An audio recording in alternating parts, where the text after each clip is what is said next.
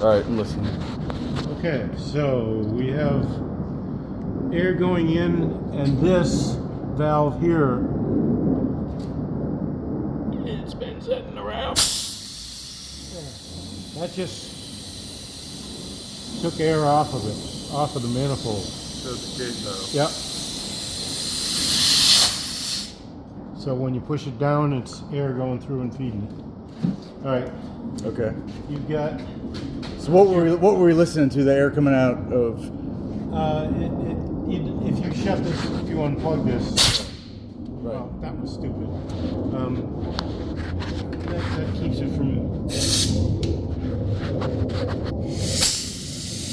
That bled the air off of it. Okay, I That follow. bleeds the air off of the system. Right. That probably just wasn't up all the way. Right. So. Yeah, see, it just wasn't up all the way. So that bleeds the air out of the manifold. Mm-hmm. Hey, can you Pushing that down.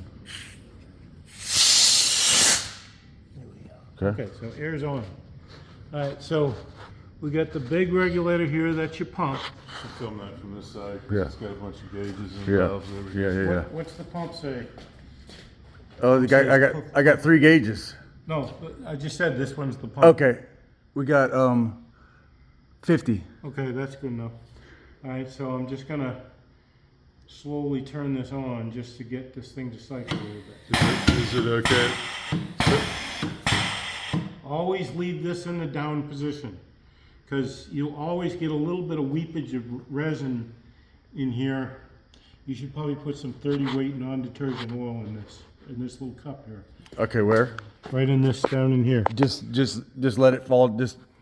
And that's to pour down in there? lubricate this upper seal. Mm-hmm. And Hold that for a the second. better material would be something from Lowe's or Home Depot in the airless spray section from Graco. It's called TSL. It's throat seal lubricant. Okay. That's the better material. I can use some 30 weight non-detergent. Yeah. Just dump a little bit in there. Yep. That's good. It's okay to run that piston without pumping any material through it? Not for long. Okay. I mean, no, the short answer is no. Right. But I mean, A couple cycles just- isn't yeah, going it's not to gonna harm happen. anything. So, so that's controlling the pump. Yeah, but when you said good enough, that's good enough. What are you looking for on that gauge? Well, I just wanted to cycle this. Okay. Your pressure is going to determine on the pump is going to determine how much resin's coming out at the Sure. end, and your pattern.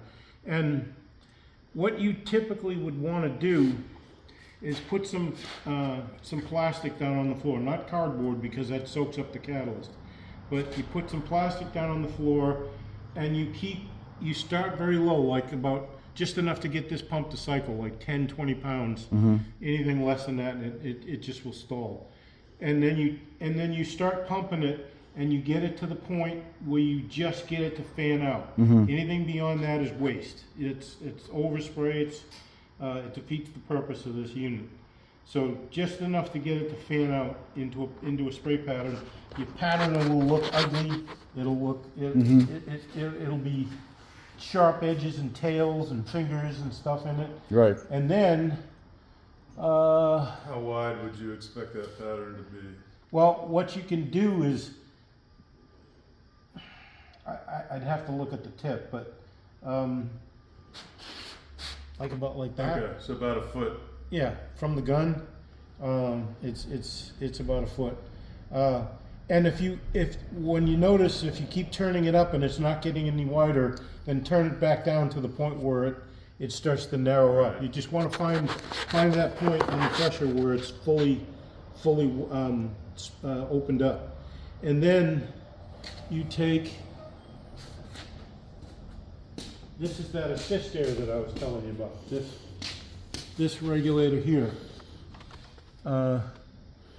It's called AAC, Air Assist Containment. You turn this on, and it's only going to take maybe 20 psi, but again, start low on this and slowly turn it up as you're spraying till you see the pattern start to get nice, smooth edges and stuff.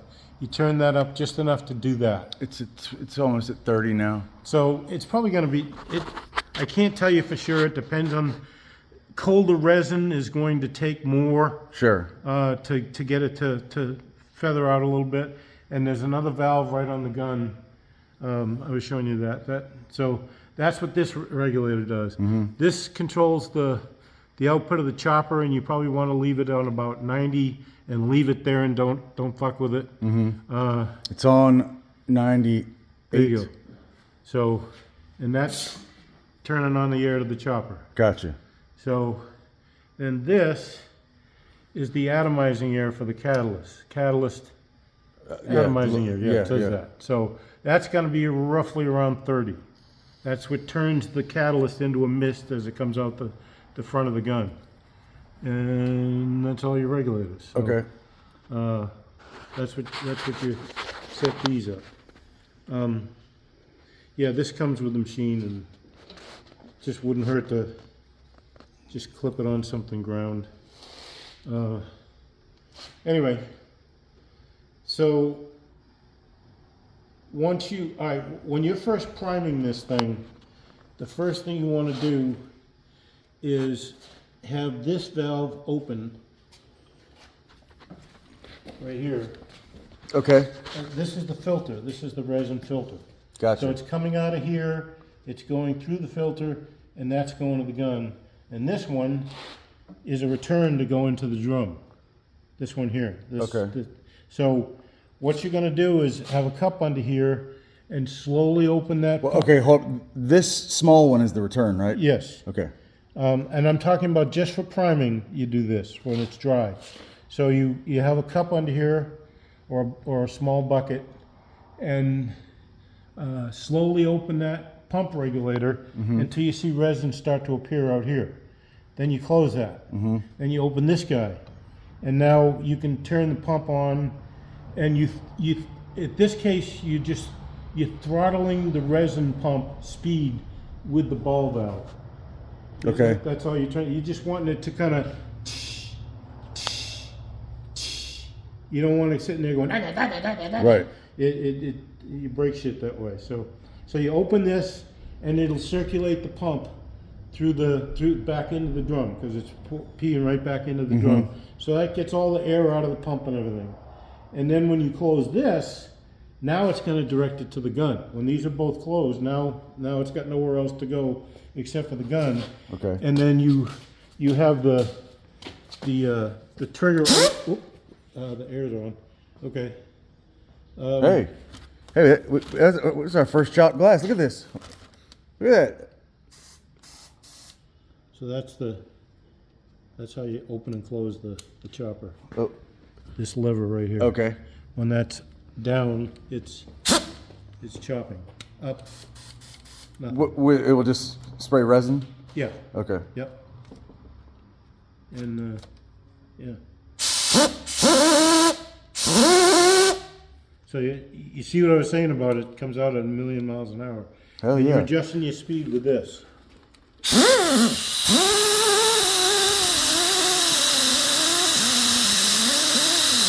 It's cool. It's cool. Let's build boat. Look at that. That's pretty cool. Now you want to.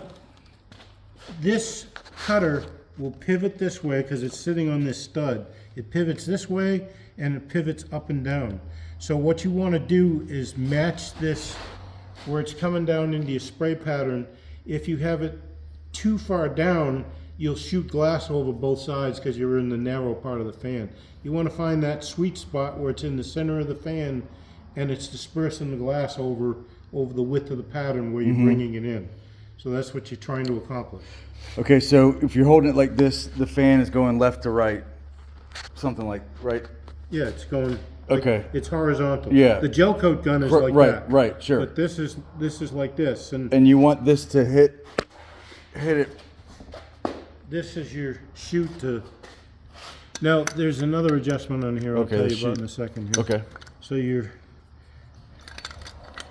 I'm just talking about the cutter right now.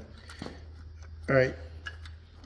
You're adjusting the speed of the cutter with this, But then there's, oh, I shouldn't have put this on. There's what they call blower air.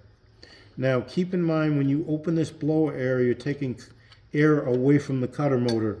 But see this little stud coming out here with little holes in it? Yep. That adds air into the cover, and this is oriented so that it blows air around around the cutter head. Okay. And if you don't have that, you'll plug this thing up constantly. And Follow. it just fluffs the glass inside it to, and this is usually open about a turn to a turn and a half from closed. And what happens if you open it too much? You're just wasting air. Okay. So I'm gonna, all right, that's closed, and I'm gonna go about a turn and a half.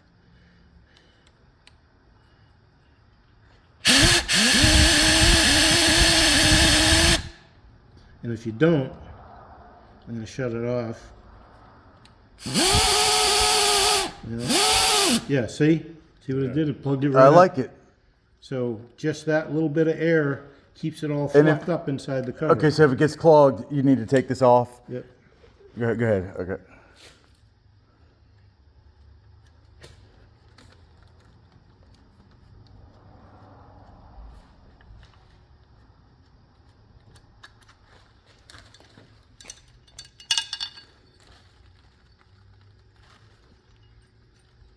And one of the reasons for this airline here is to do the shit like this.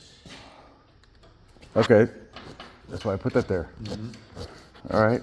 Okay. No, none of the companies do this. I do it. They don't put these on. They're handy to fuck the head. I like it. Especially if you plug up resin in the tip, you take the tip off, you can blow it out with air. Sure. Instead of me having to find one of my, those are the most lost tool in the shop. In my shop, you wouldn't lose yours ever. Mine stays right on top of the hot water heater. Yeah. Or connected to the hose. But Pull the yeah, hose. I also have about three or four of them too, for that reason. I have 3 or 4. And they're all lost. I think there's 2 in the shed.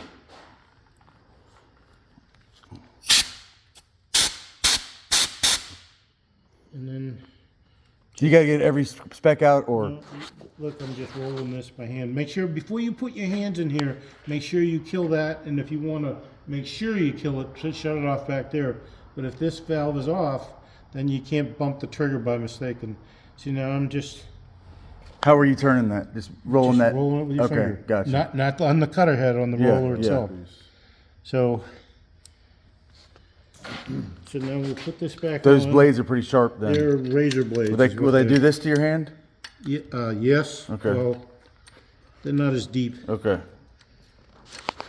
Doesn't matter for me. I got sutures up in there.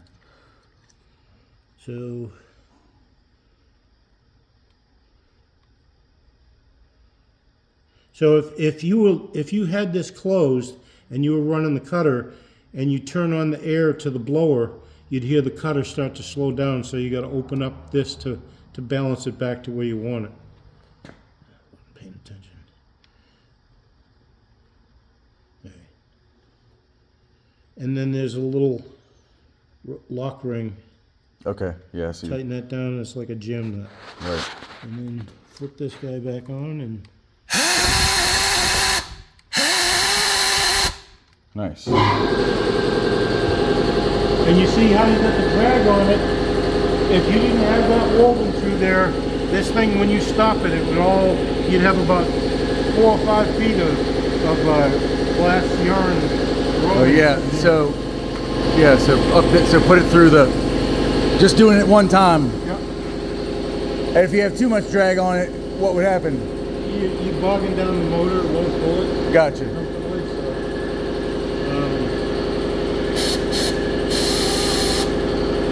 so again, you can adjust this.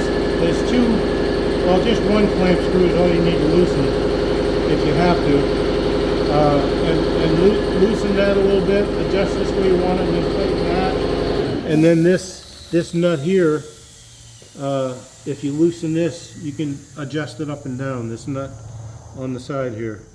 What would you call this? A medium length, long? Yeah, and I was telling this to Bill, there's 8 cutter head slots. Yeah. There's 4 blades in this right now, and that gives you that. If you were doing like hull work and big broad panels, that's what you want. Yeah. Now, if you're doing intricate parts where there's a lot of corners and things, put 6 blades in. Yep. So you get a combination of short and long. Yeah, So you gave me some more blades. Yeah, I have them somewhere, yeah. You just unless Bill stole them. and also, and this is in some of the paperwork I gave you too. The blades, as you're looking at this blade from this direction, the blade goes on the right side of the slot, not back there because it won't hit this square on the Gotcha. thing there. So this is on the right side of the slot. When you put it in, there's a wave spring, a spacer, and the blade goes in each. And when you don't have anything in there, no blade, you put the spring and the spacer in, and that's it. But you go in with a little screwdriver. There's a little notch, and you pry on that. The easiest way to change blades is just take this thing out. Just unscrew this with a 3/8 deep socket. Okay. Put that on there and take the whole thing out. And So you could be throwing out more than one length of. If you put these Yes. on opposite, if you put if two you put close, 6 in there, yeah. yeah, I usually put them opposite sides, but right, yeah, if you put 6, you're putting short and long. okay, So half the length of these fibers, and then yeah. the other one. So, I don't know why you'd want to, but I just Well, when you're doing intricate stuff, it's nice to have that. Yeah. If it's not, the long ones give you the structure. The short ones allow you to get into the corners better. that makes sense. So, That does make sense actually. and when you wear out these rollers, the rubbers, as it starts to wear out in the center, just switch to the outside or the inside, either one. It'll wear out. It'll start wearing the blades. Sometimes you can compensate for the wear on the blades. Just tighten the roller just a little bit against it. How long would you expect a set of blades to last? Well, a tub shower plant. Now, when I say tub shower, they're making the fiberglass tub shower units that are going wide ass open. They replace their blades at lunchtime, and then do it. And they got a spare roller ready to go, and they just at lunchtime somebody just swaps it out, puts a new rubber on there, and then they're fresh for. So they get 4 out of it. For you doing what you're doing here, I would guess you'd get. If you were doing it every day, I'd guess you'd get, at least a week out of a set. But probably won't need to do that during the stage of the boat where you're going to be spraying this. You're probably not going to need to change this blade. Right. No, I mean you'd easily do half a boat with a full set, but I mean it again But typically. the wear is going to change too because you're moving this Yes. from one spot to another, so Yep. you'll be able to. How do you know when it's time to change? Will it be thrown out long. long and short, or Yeah, you'll see longer ones. Just won't coming out, it won't be getting cut. Yeah, you'll tell. You'll know. It'll be plugging up the cover more. Sure. Okay. It just won't. It won't. You'll know. Okay. That's good. That's good to know. And this is your assist air. And when this is on, this stays on. Okay. That stays on all the time. That's why there's a valve on the gun, so you're not using up your compressor Right. when you're not. But that's. I'll show you this. I went over this with Bill. Now that you're recording this, you've got your trigger is set. This is your catalyst side. That's that. White. An inner line is the catalyst, and the outer line is air. And the air and the catalyst mix in this valve assembly here. And when you pull the trigger, you're coming out a little bit. You're hitting the catalyst first and the resin second, just by a tiny bit. That way you don't get wet spots. It's always going to have catalyst with Right, that resin. right. So you pull the catalyst, that starts to come out, and Yeah. and then you do that. And Yeah. then you. I follow. It's not going to hurt anything to have a little blip of catalyst. And only. then there's another trigger valve in here that turns on the air to the cutter that goes up and feeds the cutter. So Yep, that's it. Also, there is a little cap here. I showed him this cap. If you take that off, there's a little bit of felt inside here, a slug of felt.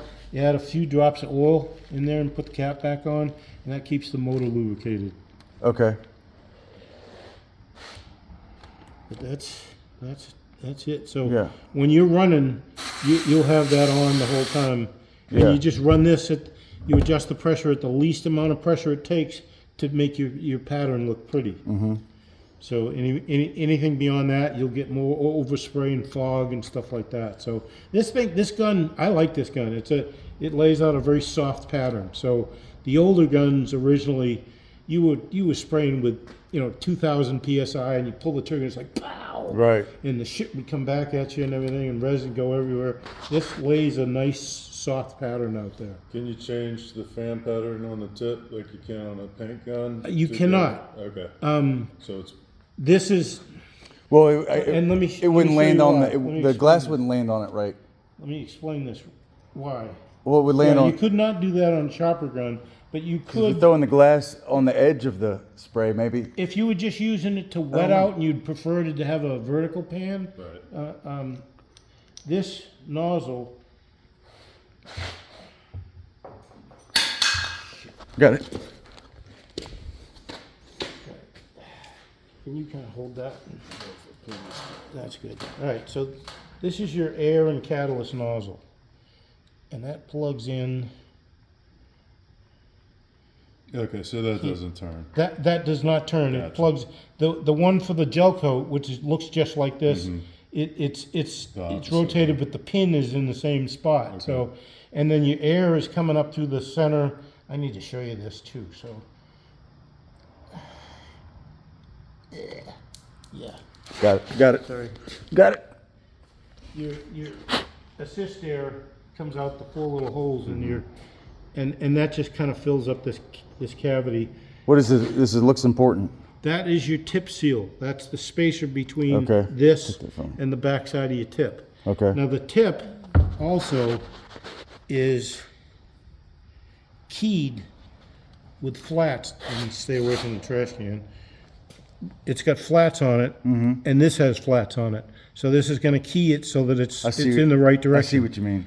So the gel coat thing is just 90 degrees out. So you could take the gel coat nozzle and put it in here and put this tip in it, and now you'd have a vertical pattern. If you didn't want the chop to run and you were just using it for wet out and you'd rather have it like that, you can use the one Gotcha. out of the other one. Okay. Okay. That's good. Good. That was a good question, Bill.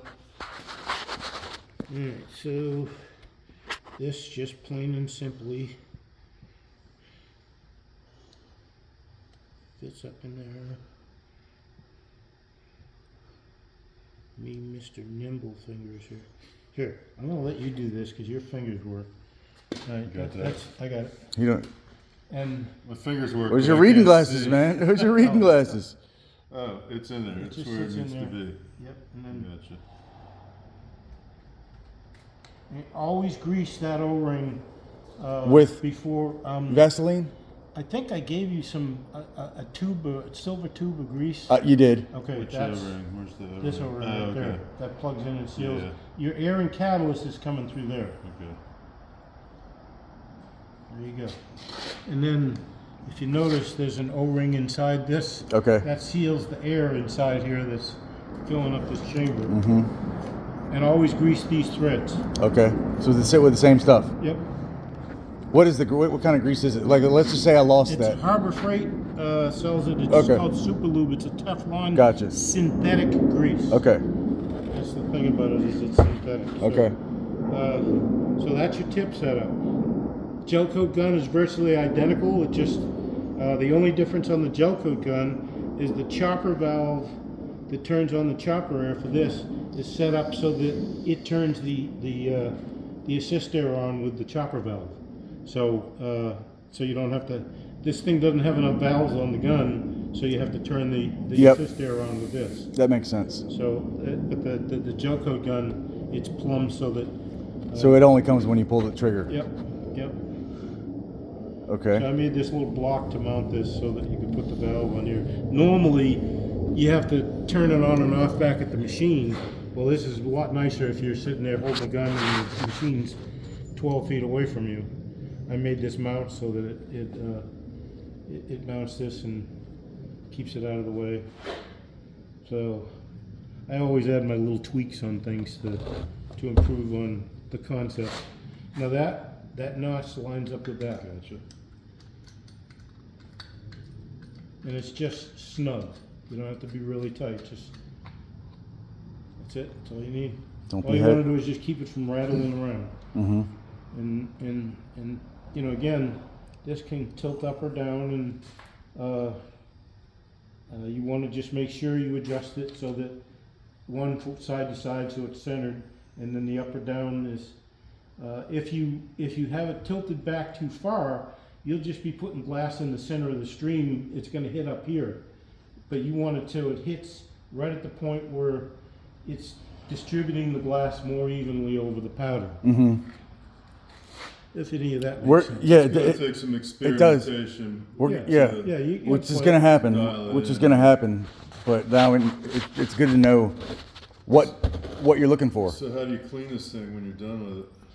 Take the nozzle. The nozzle comes out. That can get dropped in a like a jar of acetone or something. Just let that and the tip soak, and the O-ring that's on there will hold up fine to the acetone, and just take a brush with some acetone and just clean off the face of it, and that's all it takes. Just keep That's it it, clean. Some people spray this with mold release so that the resin doesn't stick to the handle. Some people use WD-40, but that gets a little slimy. Okay, so let me ask you this. Let's say I need to sit. I'm sorry. are you able to use this Yeah, one? this is fine. Yeah. I reach a point where Let's say